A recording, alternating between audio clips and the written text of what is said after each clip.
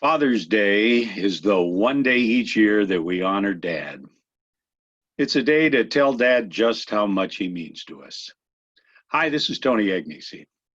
But it's a shame that 24 million children, one out of every three children growing up in the United States today, have no father present in their household to honor. And at the current rate, over 50% of kids will grow up in a fatherless home in just a couple of generations. 9 out of 10 American parents see this as a crisis, and there is a father factor in just about every social issue facing America today. Yet where is the outrage? What are we doing about it? Why are men abandoning their responsibilities? Fatherhood definitely is in a crisis here in America. The statistics are alarming. Children growing up fatherless in fatherless homes are more likely to be poor. They're more likely to be incarcerated. They're more likely to use drugs and alcohol. They're more likely to have a teen pregnancy and more likely to have problems in school. Is that what we want for our kids? That's not what I want. Vincent Tuccaro, who is the vice president of National Fatherhood Initiative, informs us, quote, "People look at a child in need, in poverty, or failing in school and ask, what can we do to help? But what we do is ask, why does that child need help in the first place? And the answer is often, it's because the child lacks a responsible and involved father," unquote. To have a father may be just the biggest factor in dealing with the greatest social issues facing America today. So where are these fathers? What's happened to them? How do we reach them?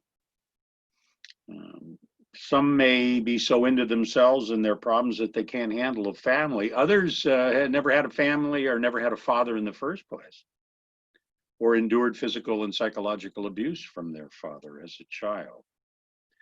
Still others came from fatherless homes with no role model. As Christian fathers, we need to look for opportunities to mentor young men.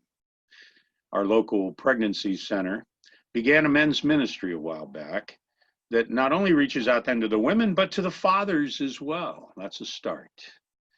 In jail ministry, our group often talks to incarcerated men about manning up and understanding the responsibilities of fatherhood. Our schools need to realize that teaching parenting may be more important than just about any other subject. Community centers and recreational facilities need to use sports to begin a dialogue on fatherhood. We need to find these men where they are and bring them the message that their fatherhood might just be the most important thing that they'll do in their child's lifetime. Today, Father's Day, let us truly honor those who are doing their best to be good fathers.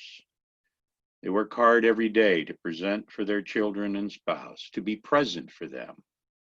They take that responsibility seriously. Here are a few things to consider. Number one, great fatherhood begins with a relationship with that child's mother. Men learn about fathering from how their father treats their mother, and that's how they might treat their wives. And for our daughters, Dad provides a role model of what to look for in a husband of their own. Number two, we need to spend some time with our kids, not just quality time, just time in general. Fifth and sixth graders said the most important thing they want is more time with mom and dad, just hanging out, playing together, discovering, watching TV, bonding. Third, we need to nurture and guide. We need to provide a moral compass based on faith that will serve them and future generations to come. Fourth, we need to protect and provide for their health and well-being. Kids need to feel safe and secure, knowing that Dad will protect them. And fifth, we are their first and most important role model. remember this: your children are always watching. Heavenly Father, help me to become a better father. Make the way I treat their mother be a model for their future relationships. May I find quality time to spend with my children and understand that any time is better than waiting for the right time. May I nurture and guide my children, passing along my faith by making God, church, and serving others a priority in my life. Lord, give me the ability to provide for my wife and children and protect them from any harm. And may my kids look at me as a shining example of God's love, that one day they might say, I want to be just like Dad. Happy Father's Day. This is Tony Agnesi.